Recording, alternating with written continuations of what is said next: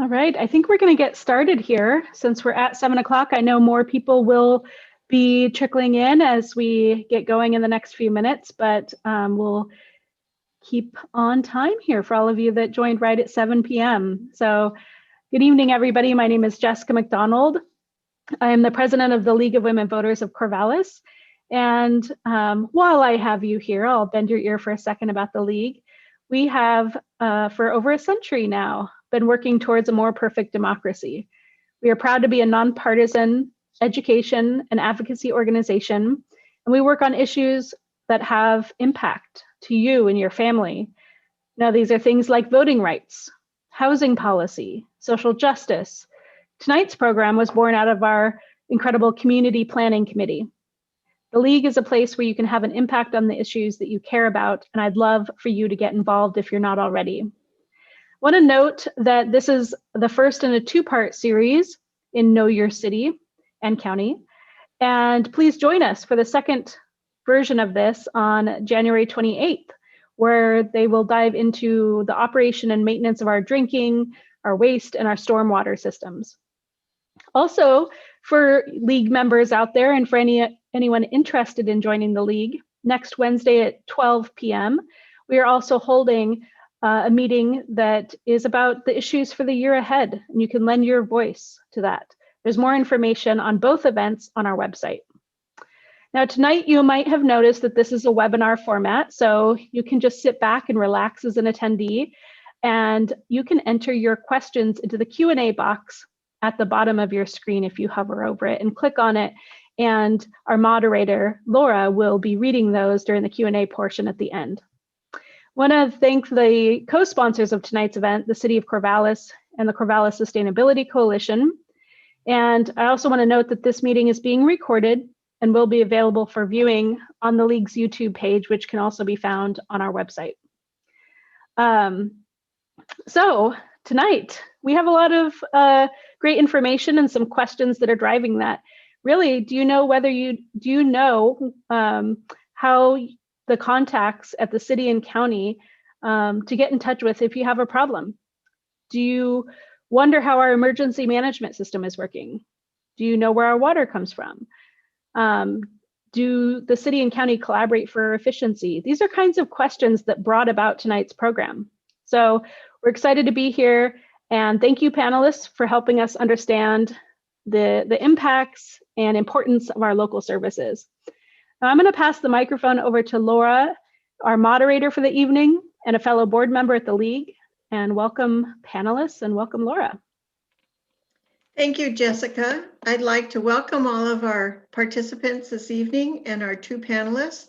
We have Mark Shepard, who's the Corvallis City Manager since 2015 with us, and Joseph Kirby, who is our Benton County Administrator, who joined the county in 2017. So that might be a new face for some of you longtime members of the county. But we'd like to thank you. This is part of this is our third annual Know Your City / County event that the League has put on. And it's an educational program just meant to inform you how our city and county governments work. And for most voters and residents of the city and the county, this is the city and county government most directly affects you and your families. So what we're going to do first is have Mark talk to us about the city, followed by Joe talking about the county, and then we'll follow with a Q&A. So sit back and enjoy, and welcome, Mark. Thank you, Laura. I really appreciate that, both you and Jessica, for the introduction. And thank you for those who are taking the time to tune in, that you care about your city and county and want to learn more. I'm hopeful that it will be informative for you tonight. I am wearing the mask. I am in the office, and our city policy is that when we are in city facilities, we're wearing masks. So I am modeling that behavior, even though I am the only one here tonight at this time. It's probably also easier on your eyes if I'm covered up with a mask. So again, thanks for joining tonight. I will go over the basic functions of the city. We have 15 to 20 minutes to share with you, Joe and I.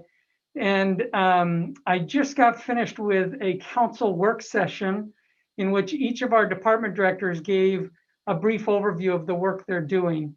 That took almost 2 hours. I'm not going to take 2 hours tonight, but I would ask you to consider watching that work session presentation dated tonight. It should be up on our website within a couple days. You'll get a lot more information there as far as detailed from each department director. And we do want to be very accessible to you all. So we hope that you'll reach out with any questions to our department directors. Their addresses, email addresses, and phone numbers can be found on the webpage. You also can reach out to me. So with that, I'm going to go ahead and try this technology of sharing my screen. And Laura, just checking to make sure, are you able to see my slide there? Yes, we see the city of Corvallis, the lead slide. Very good. Thank you.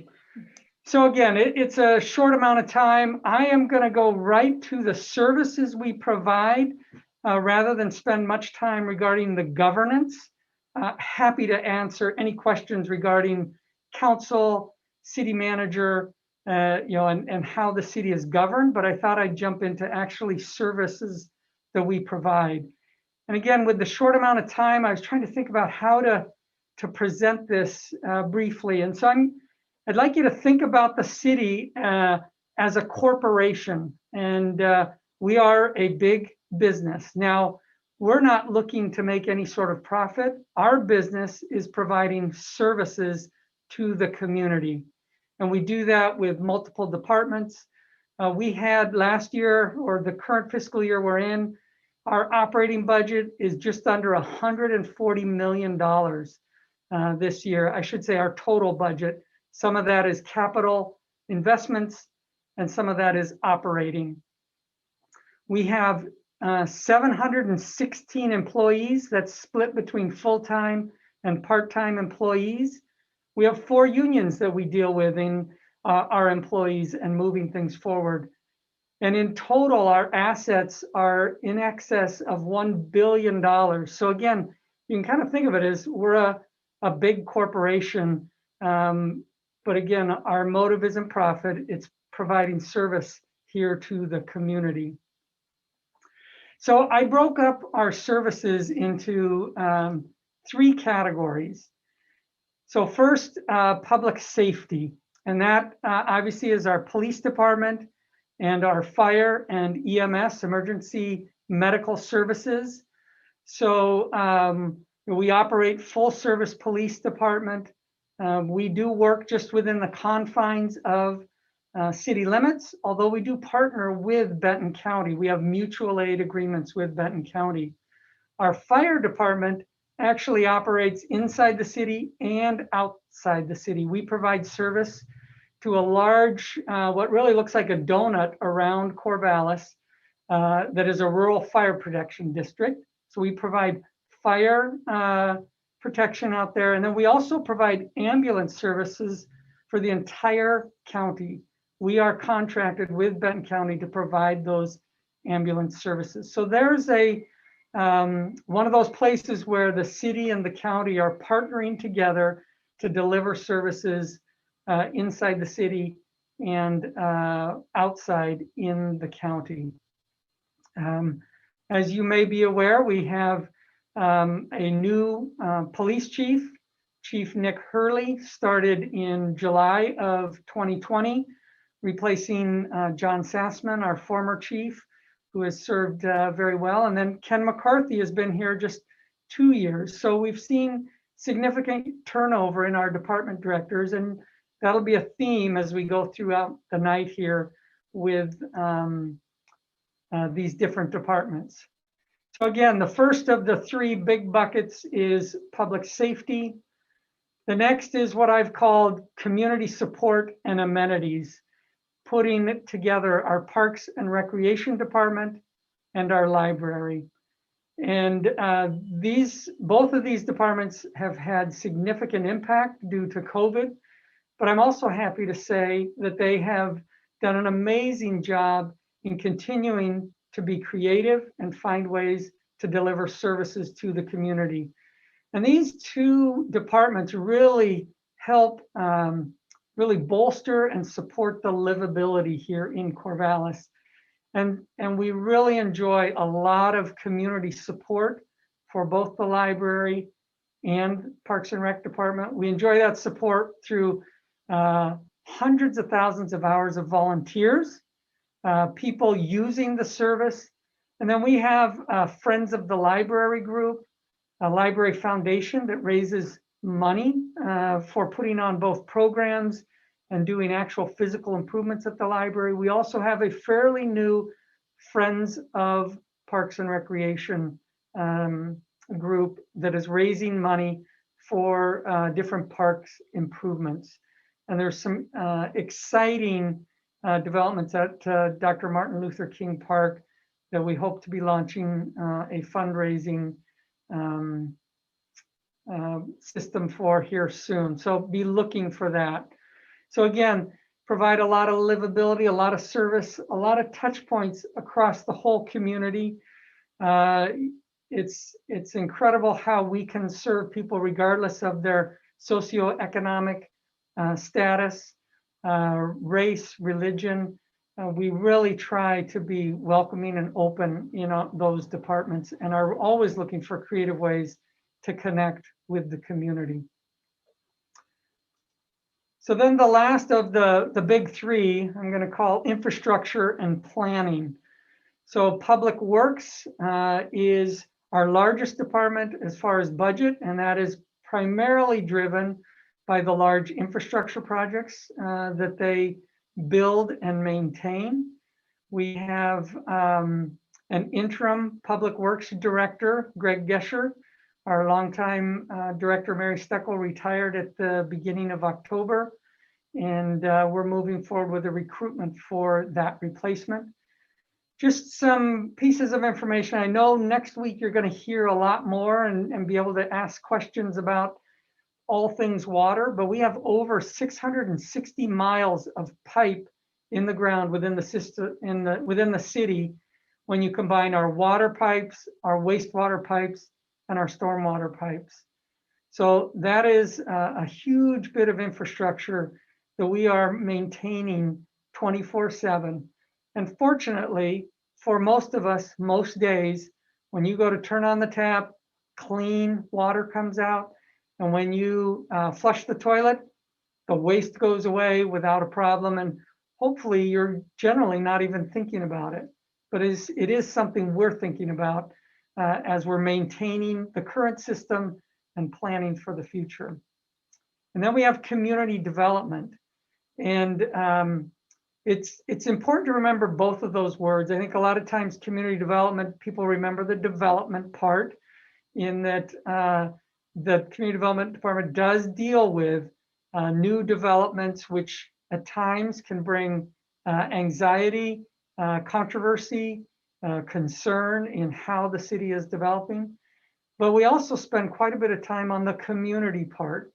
We have a housing and neighborhood services group in community development where we're trying to support and encourage neighborhood associations, where we're dealing with tenant landlord issues and challenges. And then we also have our development services, which deals with building permits. So anything that's built in this community needs to go through that permitting process to make sure that what's being built is safe, that it's compliant with American with Disabilities Act, all those sort of things that we have to look for to try to ensure safety in our community. And as I said, a big corporation. In the background, we do have other departments making sure that things are continuing to run. And these are internal facing departments: finance, human resources, and information technology. But without them, we're not able to deliver those services out to the community. If you think about it again, in human resources, we are going through recruitments all the time to fill vacant positions. We're dealing with employee discipline. We're dealing with federal regulations that are coming down on employment law. We have in our information technology department, which is new, it's a little under 5 years old. Prior to that, we did not have a global citywide view of technology, and technology is such a key part of how we interact, how we deliver services, that as I came on, I elevated information technology to a department so that we could look at that strategically across the whole organization. And then lastly, finance. Certainly we want to be able to pay the bills. We also want to collect for services rendered to the community. So those, again, internal facing departments that you probably don't hear about much, but are vital for us to continue to provide service. And then lastly, not a department, but we do have Economic Development Office. This is another place where there's significant coordination, teamwork with Benton County. The Economic Development Office is actually the Benton County Corvallis Economic Development Office. It is staffed here at the city. The county provides funding for some of that work, and we support our local businesses outside the city of Corvallis, in Philomath, in Monroe, in Adair Village, and then out in unincorporated Benton County, trying to work to keep these businesses healthy and thriving. As you can imagine, under the pandemic and all the issues there, they've been incredibly busy working through that.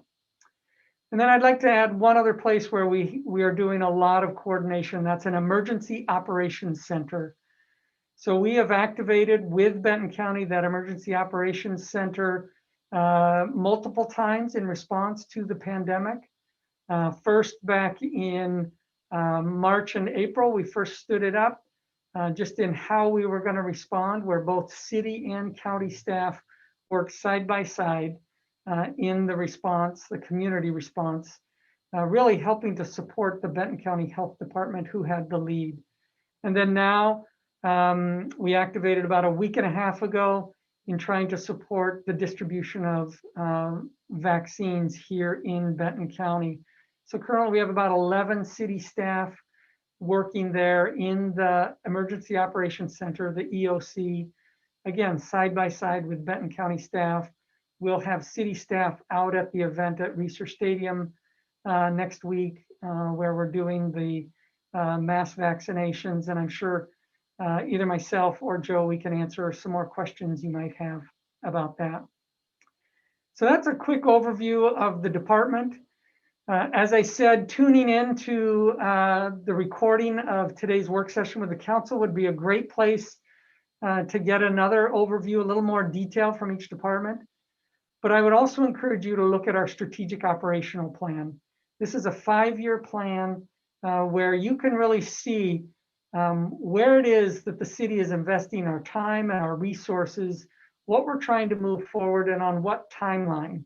I will say the strategic operation plan doesn't pick up everything we're doing day to day, but it does give you a great picture of these strategic movements that we're trying to make to realize the city of Corvallis's 2040 vision. It is organized around our vision, so hopefully you're going to be able to find things quickly there. We identify which department is working on items. So if you have questions, hopefully you can get to the right department and get your questions answered. So I would encourage you to look at the strategic operational plan. Opportunities and challenges, and I want to be careful of my time here. Again, I think a lot of value comes with the questions we'll hear from you tonight. Certainly the pandemic is going to be with us for a while.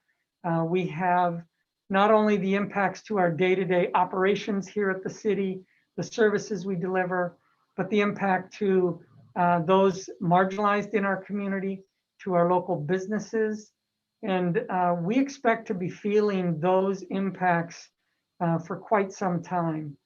We are being very careful regarding budgeting trying to anticipate the impacts that we will see from the pandemic. Certainly, we will see a loss in revenue in some of our revenue streams. So we're trying to be, again, strategic and careful with new initiatives, with staffing. We have all sorts of other challenges and initiatives that we are working on. Regardless of pandemic or no pandemic, we're always squeezed a bit between really two state regulations. One that limits and dictates how we raise revenue through property taxes. That's a whole nother topic for probably another night. But we have on one side, how local governments raise revenue is significantly controlled by the state. And then one of our largest costs, obviously, is employment. And there are state regulations regarding unions and pay. So we continue to feel that squeeze between revenue and expenditure. And we're trying to maximize our use of the resources that the community entrusts us with to deliver the services that the community wants. So I think with that, I'm going to turn it over back to Laura and to Joe. And again, I hope you'll have a bunch of questions that you can share with us here tonight. So I'm going to try to. Thank you, Mark. I think that's great. I mean, you really gave us an overview of the sort of the breadth of the requirements the city is providing for the services that the city is providing for all the community. And so now we'll move on to our county. And we've got Joseph Kirby, who is our Benton County administrator, who is going to administer us his program. Hi, Joe. You're still muted. Okay, Laura, how about that? Can you hear me okay? That is perfect. Yes, we hear you. And the first slide is up. Excellent, great. Thank you for the introduction. And I'd like to welcome everybody and thank you for joining us tonight. It always means a lot to me when we have citizen engagement of our residents.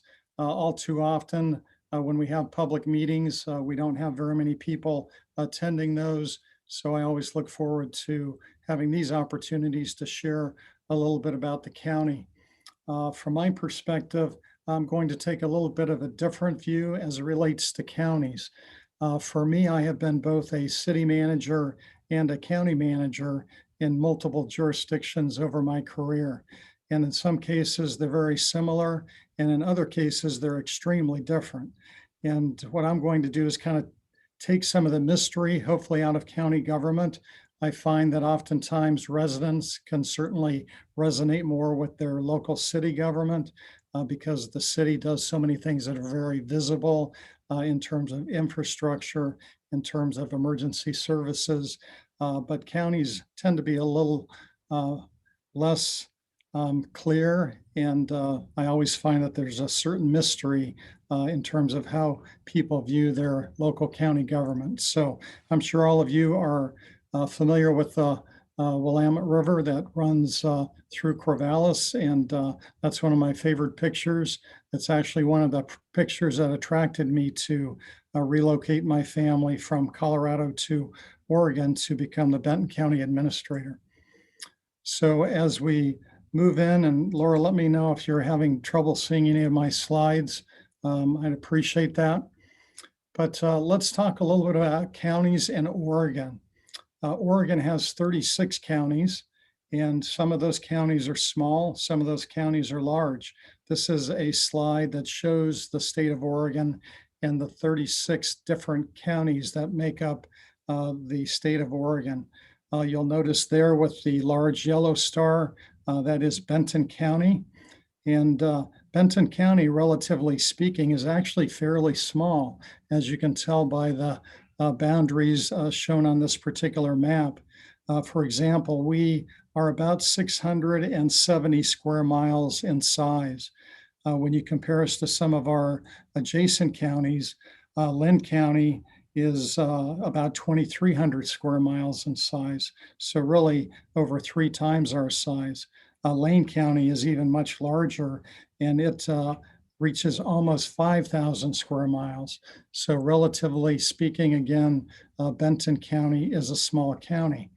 However, many people are surprised to learn that we actually maintain over 275 miles of paved roads within the county. In addition to that, we maintain another 170 miles of gravel roads in the county. So we have a pretty extensive transportation network. And as Mark mentioned earlier, there's many areas that the city and the county collaborated on. One of those areas is transportation planning. But when you look at Benton County, we're a small county, relatively speaking, but we do have something in addition that's very unique about Benton County, and that is Benton County operates under a charter. So we have what's called a home rule charter. So in Oregon, you actually have what I would call statutory counties, which are counties that fall under state statute, and what those counties can do is very prescriptive from the state. And then you have home rule counties, and home rule counties tend to have more flexibility and in some cases more control over their destiny. So Benton County is one of 9 Oregon counties with home rule charter. A home rule charter is essentially a local constitution. And for Benton County, it was back in the 1970s that this particular idea of becoming a home rule county actually came about. Local voters were interested. Local voters put together in conjunction with our county commissioners a charter. This charter was proposed to the voters back in the early 70s, and the voters adopted this home rule charter. This is very unique in the state of Oregon, and as you can see, there's really only 9 Oregon counties that are home rule charters.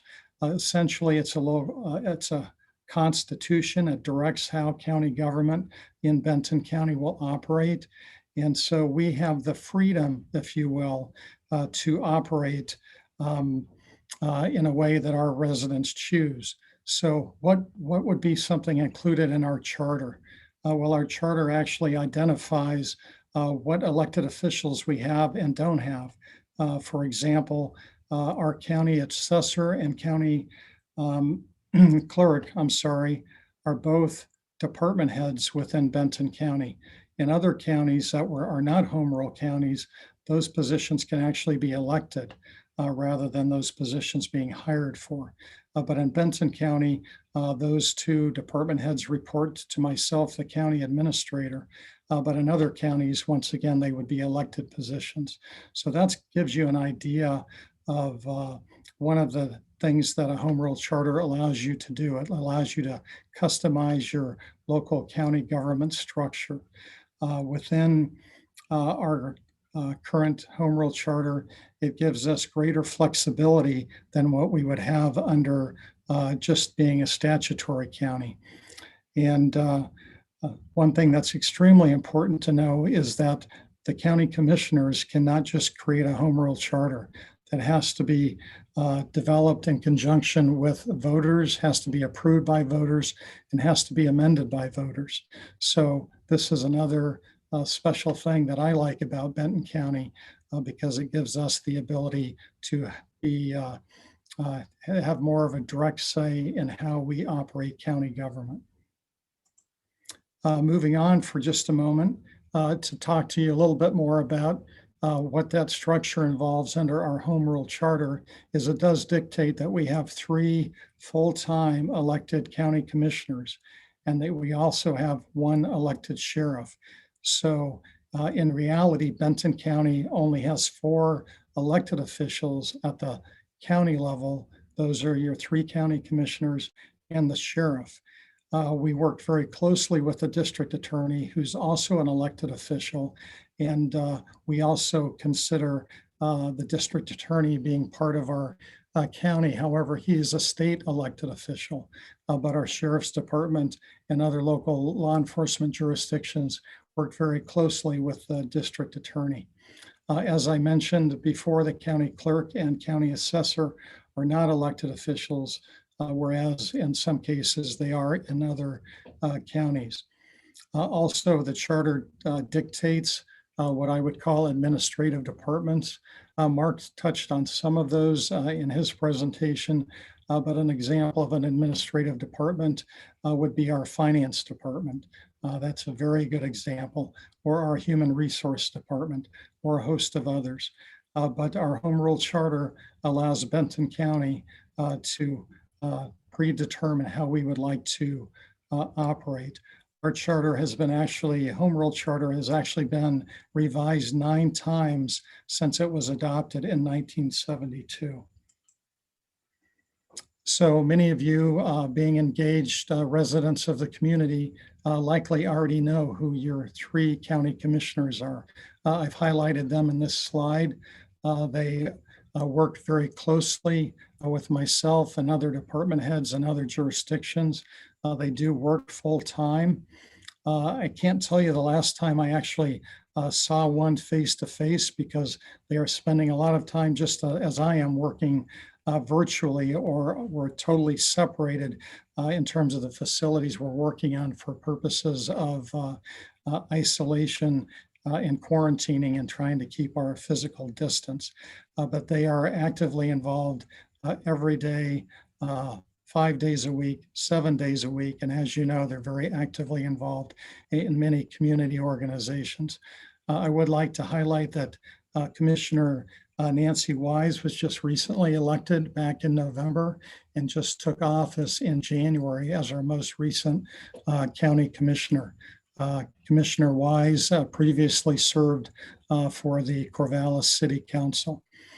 Annually, the 3 commissioners decide on who will be the chair and who will be the vice chair of the board. They're primarily responsible for managing legislative, executive, and quasi-judicial responsibilities, especially in the area of land use. From a county commissioner perspective, and going to my colleague Mark Shepard, having 9 city councilors, I have 3 board of commissioners. So I would say it's much easier working with 3 people than it is with 9. And so my hat goes off to Mark because that can be very challenging. Our commissioners, in order to take action, there has to be 2 or more commissioners aligned in order to provide policy direction and or decisions representing the county. Now, within Benton County chooses to hire a county administrator. That is my particular role, and you can see what some of my primary responsibilities are here in front of you. Not every county, just like not every city or town has a county administrator or a city manager for that matter. Many of them do. Many local governments recognize the need to have a professional administrator to oversee the day-to-day operations of the organization. And I spend a lot of time working with the elected officials here within Benton County, and I certainly spend a lot of time working with other local counties and other cities and towns within Benton County. So I think it's easiest to summarize my particular role as being responsible for the day-to-day operations of the county, why the board is responsible for policy.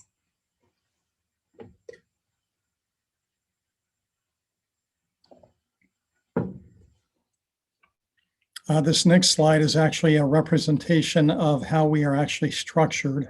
Of course, the Benton County residents, they actually elect the Board of Commissioners, they elect the district attorney, and they elect the sheriff. The Board of Commissioners in turn hires a county attorney, which we call a county counsel, and they also hire a county administrator. So despite many people's beliefs that the commissioners supervise departments directly, that's not exactly true. The board hires me to then oversee all of the county departments, other than those departments that are operated by an elected official. So in this particular slide, in, I guess, what I would call the mustard color. Those are the elected officials within Benton County. And then the green boxes show the two officials that the Board of Commissioners hire and fire. And then I oversee the respective departments that are highlighted there in blue. I've chosen tonight not to go into detail regarding each one of those departments because it would be an extensive dialogue and would go on for many hours. And I'm sure none of you would appreciate that, but I'm always happy to come and talk to you about a particular department or function of the county. We'll get in a little bit more detail here in just a moment. So I wanted to actually highlight some more of our visible departments or departments that have a direct impact on our residents within Benton County. As Mark mentioned, we are currently responding to the coronavirus pandemic. Our health department has been instrumental in this response and instrumental in working with emergency management, not only regarding the initial response back in March of 2020, but also as we speak, doing vaccination planning. And so our public health department is a very important department. Right now, we're focused on the pandemic, but don't forget these are the same folks that ensure restaurant safety, that have other responsibilities within the community relative to inspecting other facilities as well. You'll also note, and I know that this is near and dear to many residents' heart within Benton County, and that is our behavioral health function under public health.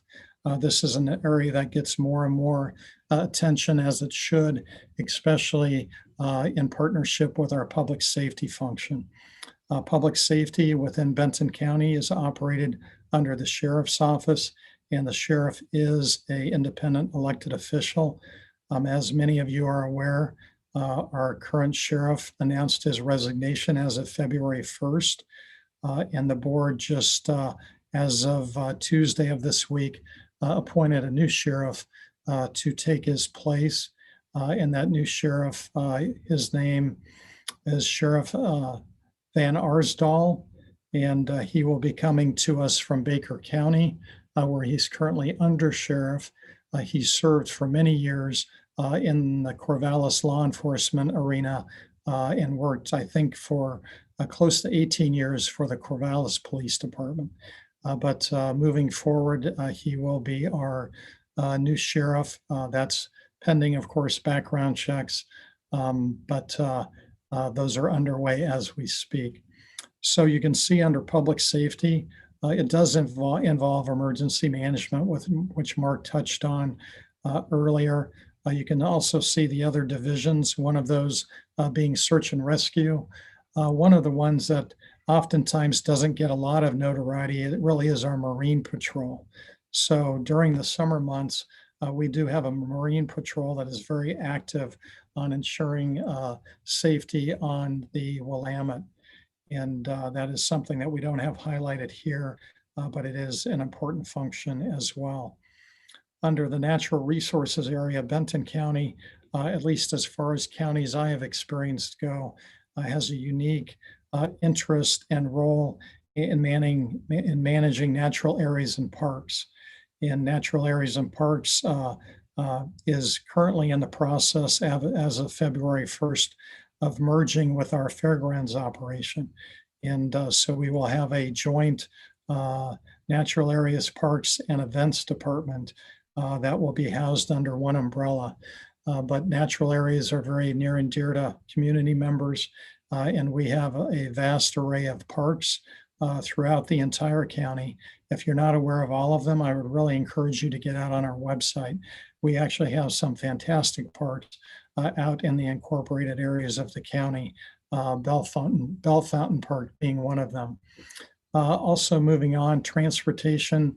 I talked a little bit about that earlier, but land use is a really important function of county government, as well as community development. And that encapsulates anywhere from our Benton area transit operation. Some of you know is operated by Dial-A-Bus. We also are responsible for building inspections, engineering as it relates to transportation, and also surveying. So that gives you an idea of some of the functions, but by no means all of the functions. One of the main functions that we also operate, which the League of Women Voters is very familiar with, are elections. And we are instrumental in ensuring fair elections. And our county clerk, James Morales, and his team do a fantastic job in that area with the assistance of all of our election judges that help out as well. When you may be wondering what are some of the things that the county is working on or has been working on, we have something called our 2040 Thriving Community Initiative. This was started back in 2016, and it was really a vision of the Board of Commissioners to appoint a 2040 Thriving Communities Council, which was made up of residents from Benton County. And these residents represented all walks of life. And they brought this council together and asked them to identify the community's core values. So these council members went off and to engage in virtually every public event that you could think of over the course of 12 to 18 months.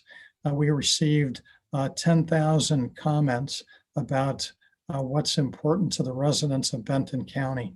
The council then took all of that information and identified what they believed were core values that represented the feedback they heard from residents. You can see those core values on the right-hand side of the screen. Those core values are intended to guide Benton County and Benton County as an organization as well.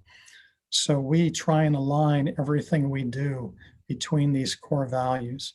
In addition, the Board of Commissioners has identified 5 key board priorities.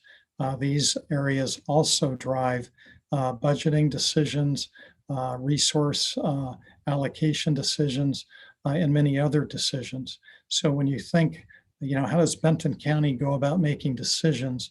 This gives you an idea of what some of those criteria are or values that we use to make decisions.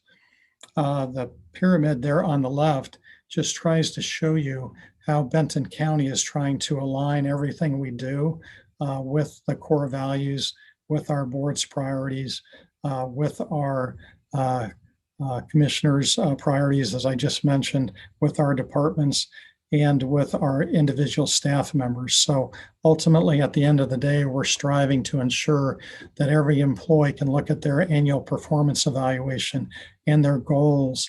And those goals should point to something that supports our core values and or board priorities. So this is a multi-year effort in terms of aligning our organizational goals and our individual goals with our financial goals. So those are a couple of areas where we've been spending a lot of time.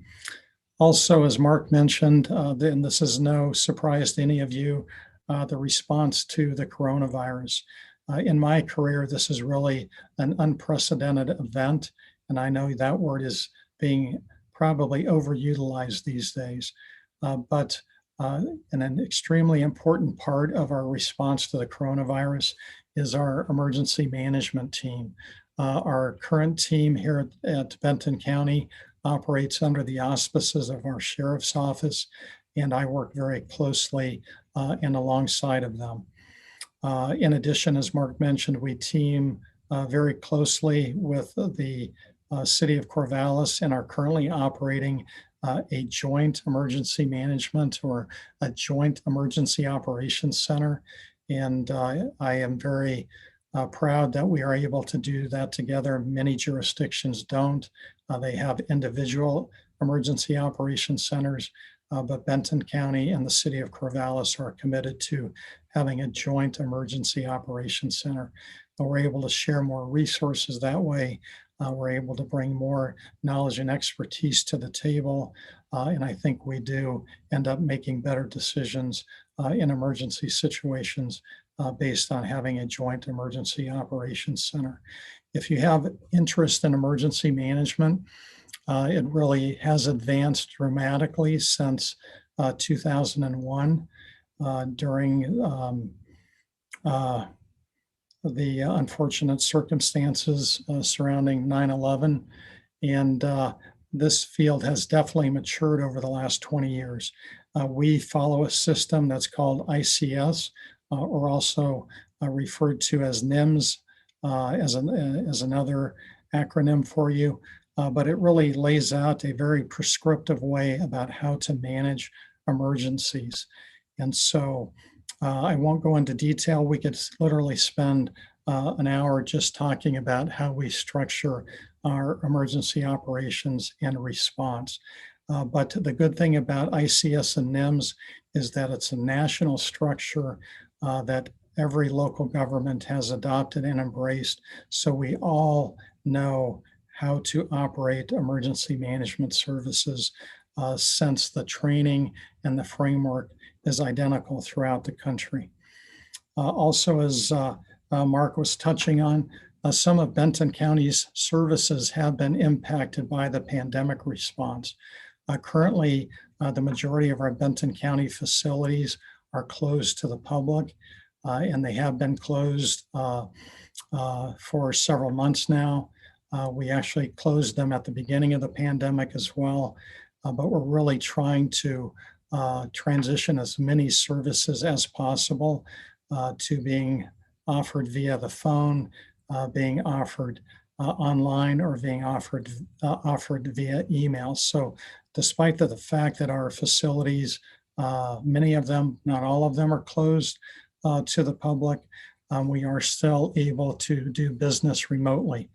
And the word information technology, as it relates to the pandemic, has been a true savior in many ways, primarily because it allows us to deploy our workforce more remotely. Not all of our workforce can work remotely, but a large share of our workforce can. And our IT department has been instrumental in being able to allow us to work remotely from many locations, including our homes. So no, despite the fact that we're not open to the public currently, our services are available to the public through telephone, online, or email. Some other county initiatives that you've probably heard about. One is regarding our housing and homelessness initiative. We call it HOPE, HOPE, that stands for Home Opportunity Planning and Equity.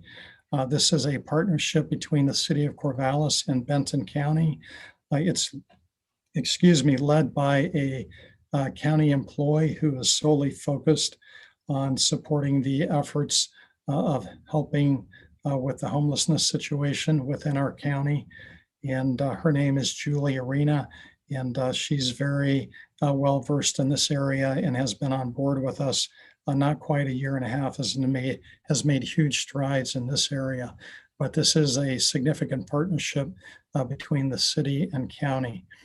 Also, one of the other initiatives you've probably heard about is our criminal justice systems improvement project. This has been underway for at least 2 years. We first had an assessment completed of our entire criminal justice system, and now we've moved out of that assessment mode into what we call a pre-design mode. And pre-design is focused on the programs that Benton County will be creating in the future, and in some cases are creating as we speak, in addition to facilities that are needed to operate our criminal justice system. So there's really a two-pronged approach.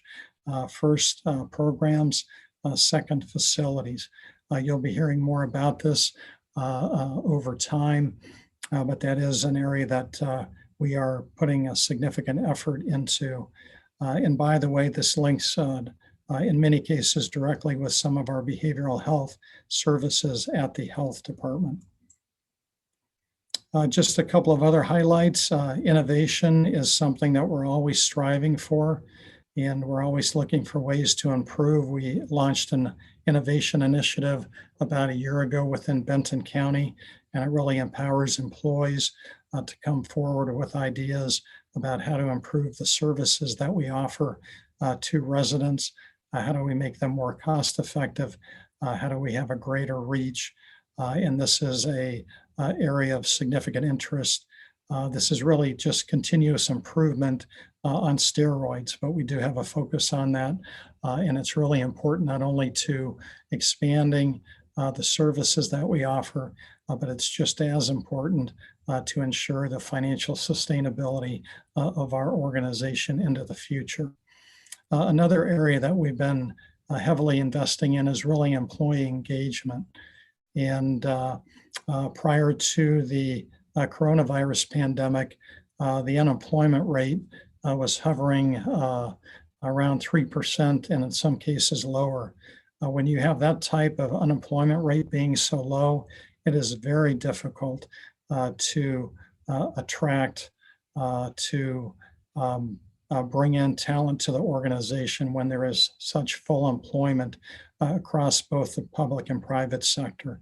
So we invested heavily in employee engagement and will continue to do so. And it's really intended to, number one, retain the professional employees, the dedicated employees that we have, but also to attract new employees to our organization. This gives you a couple of examples about how we go and do that.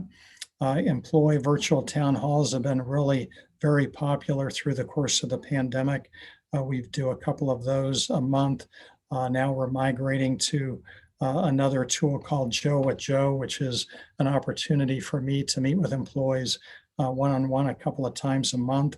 We're having to, once again, do a virtual platform, but this is open to all employees who just want to offer ideas up, who have concerns, and who have questions. And so once again, making sure we have that open line of communication with our employees is really critical.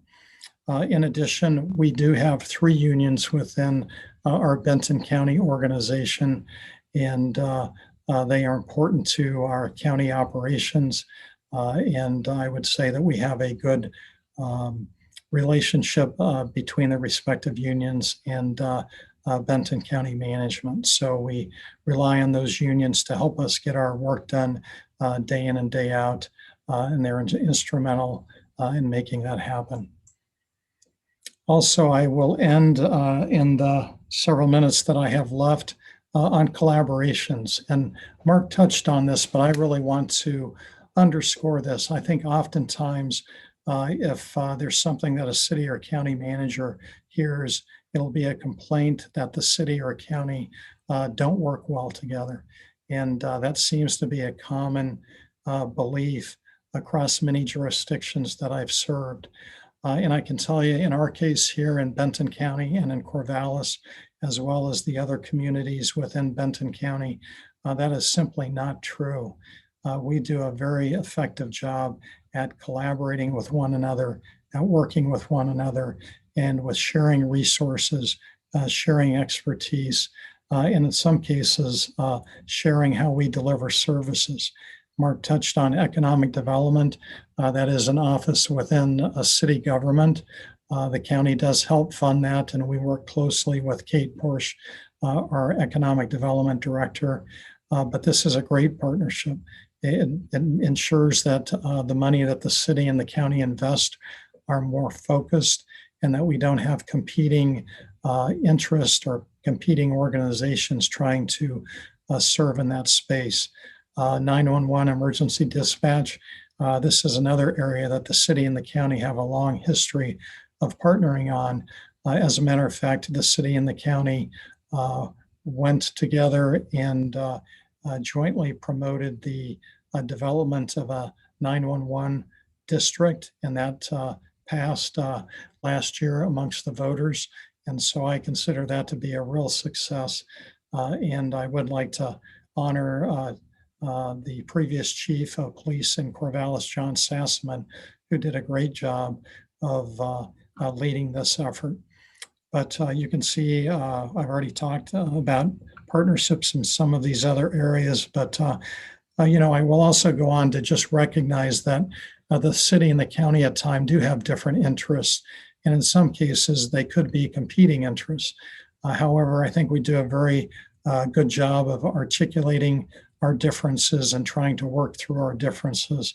And I think that's one of the reasons that Mark and I are successful, because we can still disagree with each other, but at the end of the day, we can still work with each other for the best interests of the residents. And I think our elected officials do that same thing.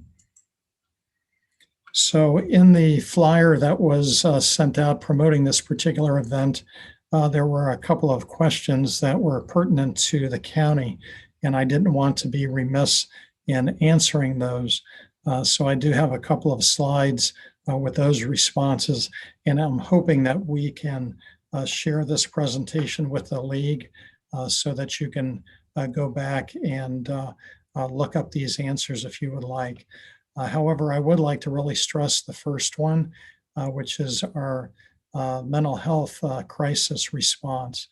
The coronavirus pandemic has created so much stress, as Mark indicated, on local businesses, on local families, on employees, on folks from all walks of life. And mental health is extremely important. And we have certainly seen impacts in this particular area.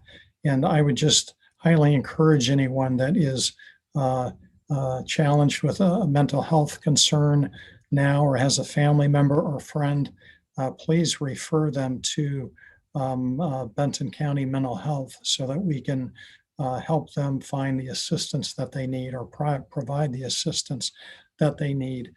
So that number is highlighted there. I've already talked a little bit about the emergency response planning and activation, but I'm really proud. We have been the county from a facilities perspective, because we have a larger facility now, and part of it being vacant pending remodeling. The Emergency Operations Center has been operating out of a county facility. But you know what? You can walk into that county facility and you can't tell the difference between a county employee or a city employee. They're all working together, and they just do a fabulous job. I couldn't be more proud of our emergency management folks and our health department response team as well. I always get the question on property taxes. And so, yes, I would not acknowledge in some cases your property tax bill has increased. That can be due to a variety of different reasons. One of those reasons could be that the assessed value of your home may have gone up. In other cases, it went up somewhat because of the new 911 district that was passed. And in other cases, it may change depending on what jurisdiction you live in and what taxing entities your property taxes go to support, whether or not that be a school district, the county, or some form of special district.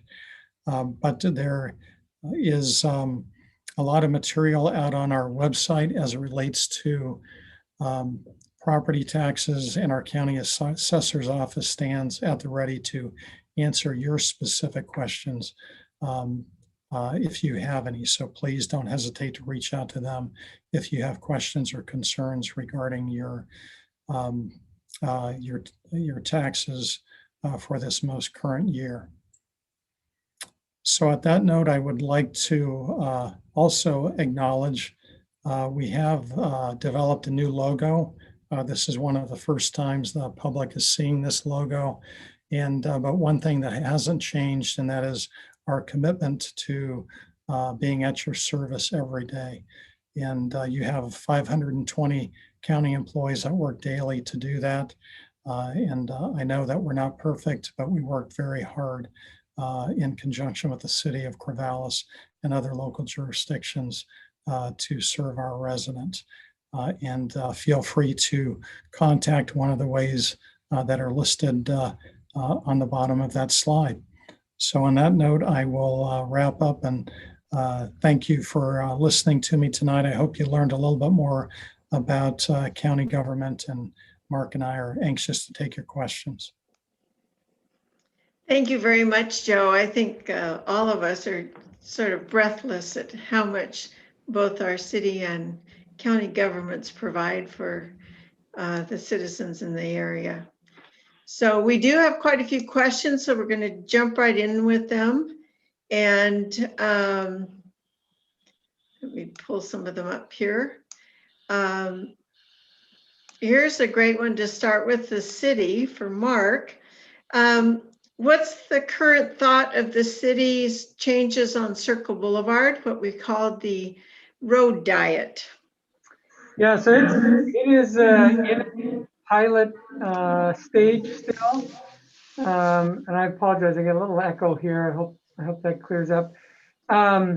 So it is in an evaluation phase right now, and because of the pandemic and the impact on traffic volumes, that pilot will probably continue for another calendar year from where we're at right now. Early returns regarding information is we have not seen an uptick in traffic accidents. So as far as we can tell, things are working fairly well as far as the safety on the road. What we don't have is a great measure of, are people using other routes, cutting through other neighborhoods? And until we see traffic volumes return, it's going to be hard to tell. So that's why we're not going to move forward and make it permanent until we're able to do a better evaluation. Now, Joe, I've got a question about the county. And does the county have a role in the permitting of water systems and wells in the areas outside of the city of Corvallis? That's primarily the responsibility of the state. If people have questions, they can certainly touch base with our community development department. Whenever a new development is proposed within the unincorporated areas of the county, it does go through our community development process, and being able to prove that you have a water supply to serve a home or a new subdivision is certainly an area that is looked at and scrutinized and frankly required. But in this case, that's primarily the role of the state in terms of permitting wells. So I have a question on policing, which would work for both the city and the county. Can you tell us about how many police in both walking, biking, or in vehicles are on duty on an average every day, both for the city and then for the sheriff for the county? Certainly, the number actually is, it's going to be improving for the city. In our past operating mode, we were on 12-hour shifts, and really what you would have at any one time was generally you'd have a sergeant and then 4 patrol officers out there. So 5 actually people who might be out in the field at any one time. We are, as we've instituted the public safety fee for both police and fire, we're able to move to 10-hour shifts. So we're going to be able to have more overlap. So you'll be able to see more police officers, and probably more importantly, it will enable us to do more community policing, where we have officers will have time to do their reports, say at the end of their shift. So they'll be able to be out in the community with less committed time, just getting reports done, running from one call to the next. So we hope to be out of our vehicles, on our feet, on bicycles, out into the community. And I know our police department is excited to be able to implement some of that community policing that we have been lacking. Laura, I'm happy to address that to the degree that I can. The sheriff's office does not report under my umbrella, but as I said, I work very closely with them. I can tell you that we normally try and have at least 3 sheriff's deputies in our patrol function at any given time. And like I said, at least part of it depends on what day of the week it is, whether or not it's morning, evening, midnight. So they do increase and decrease our representation as it relates to the number of folks on duty based on times of day and call volume and when they typically receive that type of call volume. But keep in mind when I say three, that can be three that are trying to cover 600 square miles. So it's not a lot. We do rely on the Corvallis Police Department as well as the Philomath Police Department to back us up. And we do take calls for each other when the need arises, and depending on how the other law enforcement agency is currently staffed at the time. So there's a lot of communication back and forth and a lot of backing up. There are certainly times of the day where we have more on duty, but I can tell you we strive for no less than three.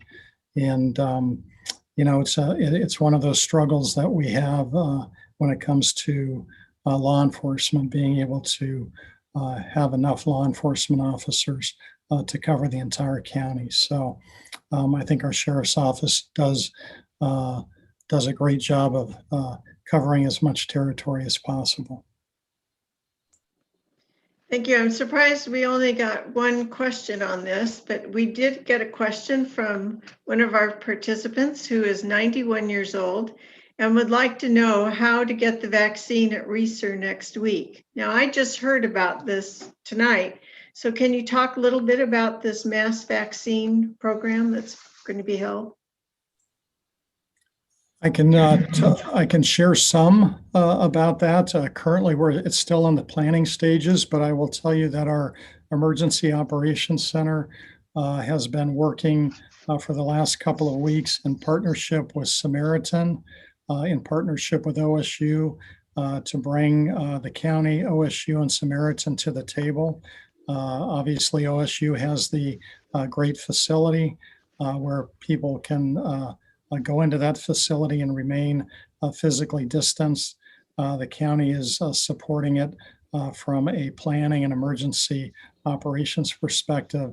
And then Samaritan is providing more of the clinical arrangement there. And so the mass vaccination clinic, we're still focused on the category 1A category. We're in phase 1A. And so the folks that will be provided the opportunity to get a vaccine next week do have to be within that phase 1A category. And where could people go to get more information if they wanted to find out You more? bet. They can certainly go to the county's website for additional information. And I'm also happy to, if you would like to share my phone number with the person that has that specific question, I'm happy to get her more details relative to her specific situation, if that would be helpful. Thank you. Let's see, I've got another city one now. Laura, can I go Yeah. back just for a minute? Sure. On the whole mass vaccination piece, as you've likely read in the newspaper or seen online, we really continue to struggle with the supply chain of vaccines at a national level. And so one of the most important things, we can set up all of the mass vaccination clinics that we want, but unless the vaccine shows up, that's not going to do anybody any good. And so, once again, we'll utilize the amount of vaccines that we have been provided, but we really are reliant on the state and the federal government to keep those vaccines coming and to hopefully continue to wrap up our supply that we are receiving. And as you likely know, one of the vaccines does require special handling relative to refrigeration. And so there are certain processes and procedures that have to be utilized in order to ensure that that vaccine is delivered at a certain temperature. And it has only a certain shelf life. And I can't tell you how many hours it is, but it's really important to match the supply that's incoming with the number of folks that we're trying to get vaccinated. And that is, I think, our team is doing a good job of getting the logistics put in place, but we need the vaccine, we need the vaccine, we need the vaccine. Thank you. Here's a question for Mark. What will be the city policy, if you know yet, with regard to outdoor dining in street parking areas after the pandemic? Or at least, how long right now do we think we're going to keep those outdoor dining facilities? Certainly. Yeah, for the foreseeable future, we will be continuing to allow those in the parking spaces downtown. I would also let you know that businesses can do this in their private parking lots also. So I'm not aware of businesses who have done that, but some businesses maybe on 9th Street where they have significant parking, their own private or off-street parking, they are allowed to temporarily use that also for outdoor dining. So currently,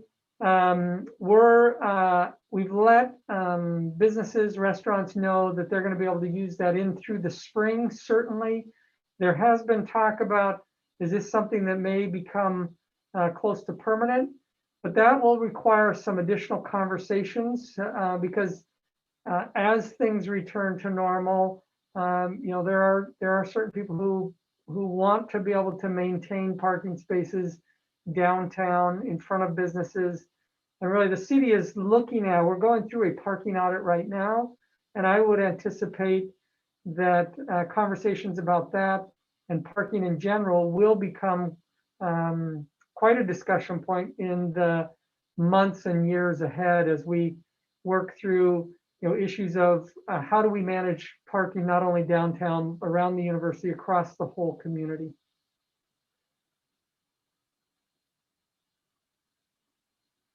You're muted, Laura. Thank you. Guy, you can't, just like patting your head and rubbing your stomach, isn't it? Here's a question for both of you, and I think we'll start with Joe because he has touched on it a little bit. Thanks to both of you for your time and your informative presentations. Could you please describe the actions being taken with regard to the homeless population?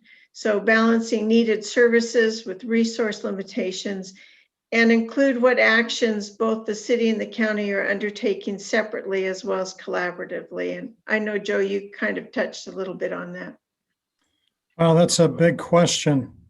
I will tell you that the action that we took, and this goes back to, and Mark, you're going to have to remind me of the year, it was probably 2019, but that's when we really transitioned from a group that was called HOAC, the Housing Opportunity Action Council, and we transitioned from that group to appointing a new group that we call HOPE, and I referred to that on one of my slides.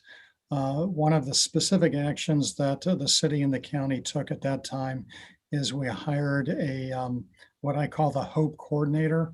Her name is Julie Arena. She works under our health department director, and she is strictly focused on this particular topic, both as it relates to Corvallis, but also as it relates to the other communities within Benton County. And so that was one of the initial actions that we took after the HOPE group was formed. Julie came in October of 2019. The HOPE group met then on 3 separate occasions prior to COVID-19 hitting, and then those meetings were suspended. They just picked up those meetings with the HOPE committee again about 3 months ago, and they're actually going through a public engagement process as we speak to help gain insight from the community as to what the community's issues and concerns are as it relates to this topic. And they just wrapped up, I believe, that community input, and the Hope Group is now going to be identifying what their priorities are. Keep in mind, the main focuses of Hope is to be advisory to both the City Council and the Board of County Commissioners. So they provide an advisory role, and they make recommendations to both of those governing bodies. And so I know Mark and I are anxiously awaiting for them to wrap up their public engagement process and to come forward with their recommendations. And there is a great we have a great website around all of this that can actually give you a lot more specifics. And there are 4 focus areas that they're involved in. But Julie Arena, not only helping move that effort forward with the Hope Committee, she's also very involved with all of our community partners. So she meets regularly with many of the other agencies that provide support, some form of support to the homeless community. And so she works daily with service providers, other service providers, whether or not that be the Unity Shelter or CSC or a handful of others that we're very focused with. So the county is also, as part of our coronavirus effort, provided money to support the city of Corvallis's effort. The city of Corvallis has paid to construct some micro shelters, and the county has provided some of our CARES Act funding to support a caseworker that then in turn helps those folks that are living in the micro shelters to transition into a more permanent supportive housing role. Mark, would you like to touch on the efforts Sure. the city has undertaken? Yeah, and I think the question, if I remember correctly, talked about that balance of need and resources. And I think one of the challenges we face across the state, because there is not a statewide approach to this, oftentimes communities who are working hard, giving resources to those who are homeless, in a way get punished, because what that does is it brings more people into your community who have a need. And we certainly have seen that as we've gone through some evaluation of people who are out in the community. So the city over the last 6 to 8 months has distributed about $1.5 million of combined federal and local money towards homeless service providers and issues regarding homelessness. One of those is the managed camp happening at the hygiene center just south of the Marys River. The city authorized $125,000 to support that work. That was money that came from the federal government, the CARES funding. The city also has an annual social service fund of $360,000. Those dollars for many years have been targeted really towards homeless service providers and those serving those who are on the margins, maybe about to become or could become homeless. And the city council will be looking here, actually starting the conversation in February about how are we going to be targeting our funds? What are some of the policies the council wants to move forward with? Regarding cleanups of homeless camps, right now we are doing limited enforcement of illegal camping, essentially cleaning up areas that are within the right-of-way, in parking areas, and in places along rivers, sensitive vegetation, that sort of thing. But we are not doing illegal camp enforcement across the board. So you will see some camping continued. And one other thing that the city helped facilitate, or actually did facilitate, was an RV camp at Pioneer Park. And we worked through that process. And we have somewhere around, I think between RVs and vehicles, we have almost 20 in there right now where people are using that. And I know the county has some RV parking camping out at the fairgrounds also. And another question on homelessness. Are there any conversations around putting bond measures on the ballot to help fund some kind of resolutions to this great need that we have? There have not been any conversations about a bond measure. Not at the city. I'm not aware that the county has had any conversations about that either. Joe?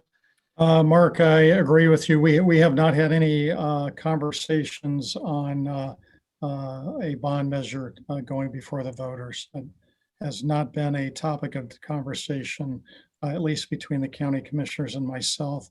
Whether or not that's been talked about among members of the HOPE committee, I can't be certain, but I can tell you there has not been any serious conversations at the Board of Commissioners level.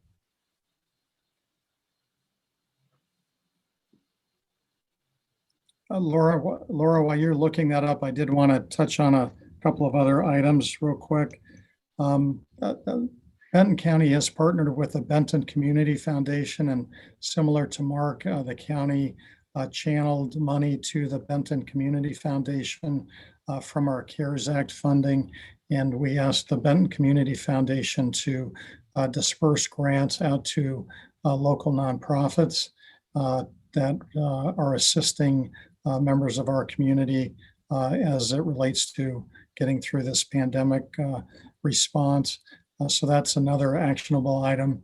In addition, Mark touched on it. We do have a number of RV/car campers that we're hosting out at the fairgrounds right now through the winter to help with making sure that those folks who are less vulnerable or more vulnerable have a place to stay right now. And then lastly, one thing that we don't highlight oftentimes is that the county health department does have a street outreach team, and they go throughout the communities, really trying to connect with those folks who are faced with homelessness. And those folks are out in the community every single day making contact with folks. And that team really strives hard to try and get those folks that need help, the type of help that they need, whatever that help may be.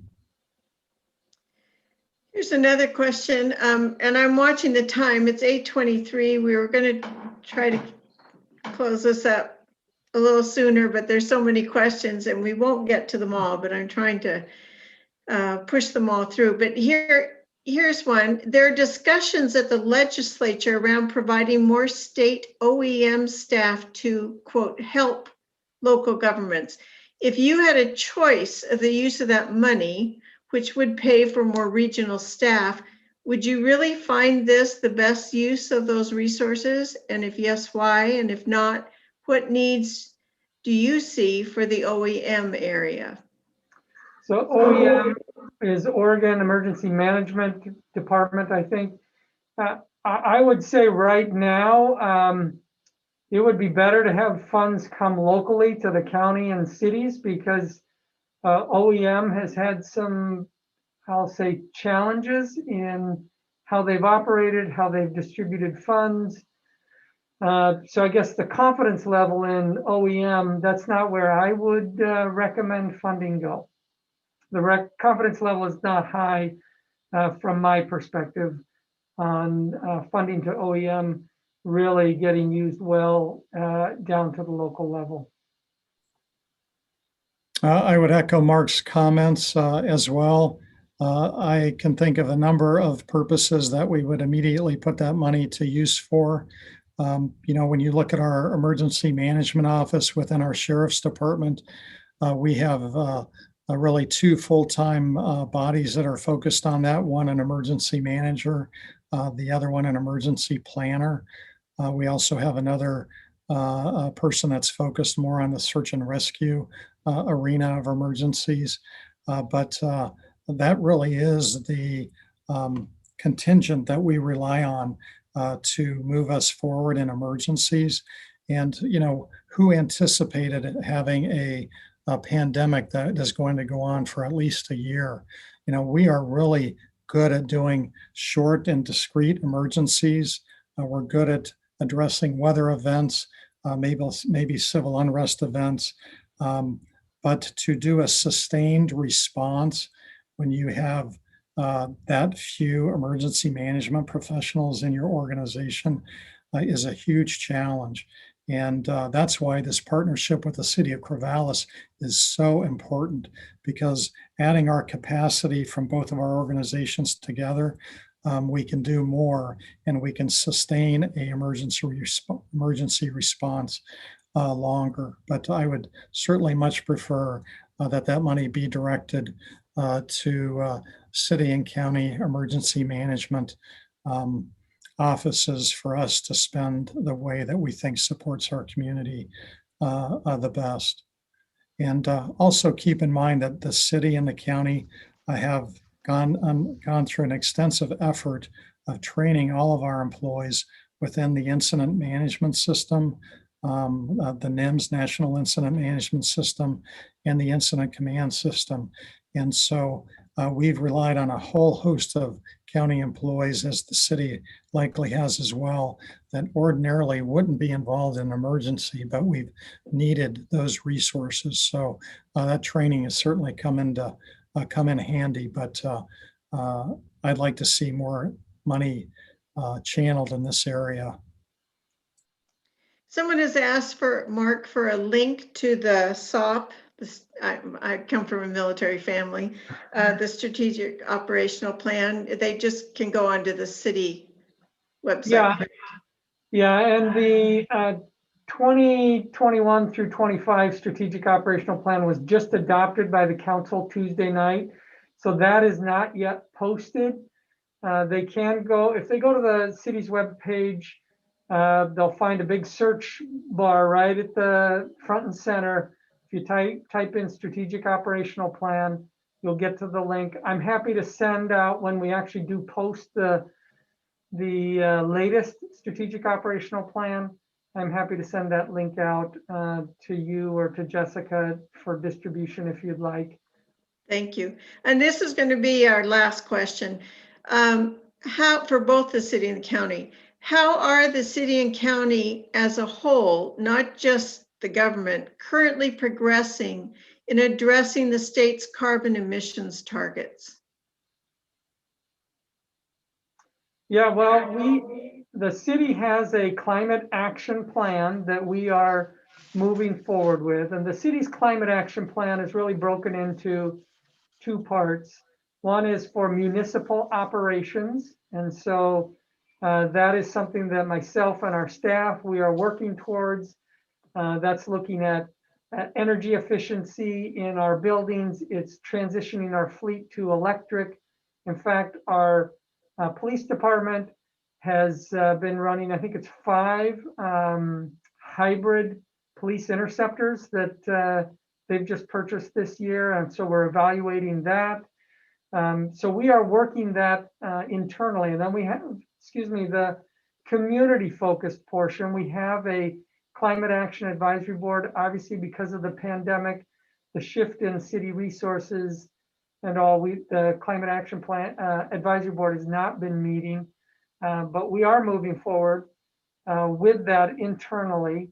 It also can be seen in our capital improvements. We are investing in bicycle and pedestrian improvements, things to get people out of their single occupancy vehicles, getting them feeling safe walking and biking. We're fortunate in this community. We actually, Benton County, Joe, you probably know this, but ranks number 2 in transit users across the state. And we are actually the lowest vehicle miles traveled per capita than any other county in the state. So that doesn't mean we rest on our laurels, but we are moving forward. The city does provide an annual sustainability report where we do report out our progress and any places where we have regression.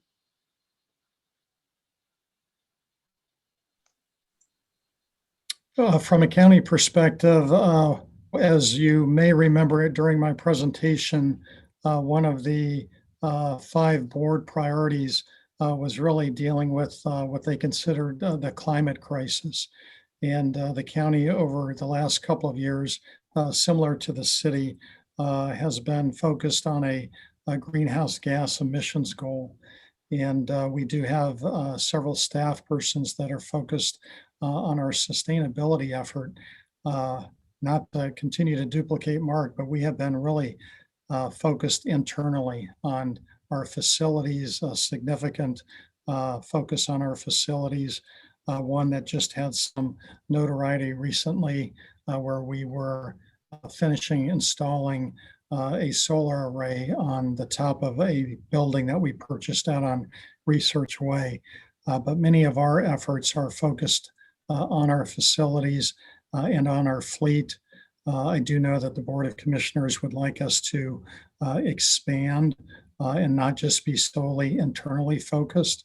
And so that is an area that we will continue to explore over the course of this year in terms of what does that look like. But the board made it loud and clear back in a meeting in December that the climate crisis and addressing this was one of their top priorities.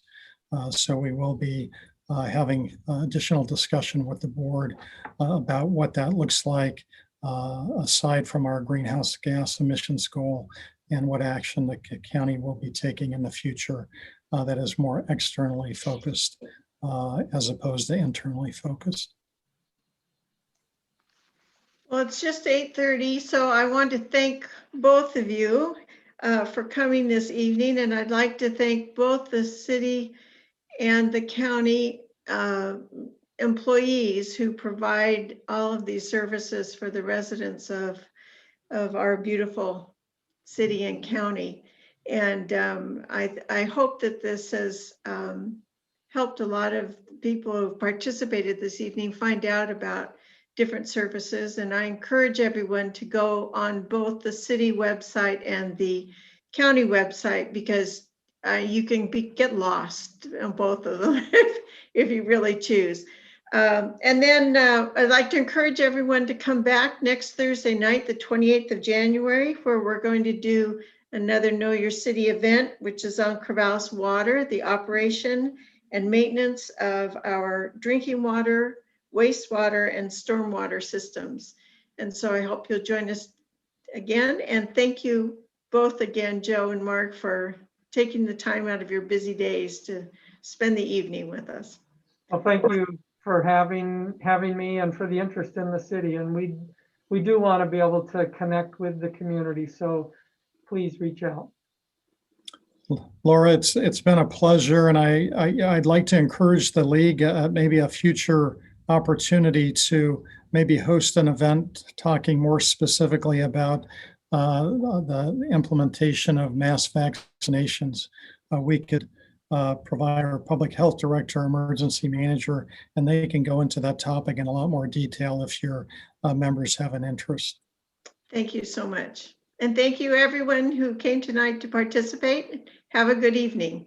Good night. Good night.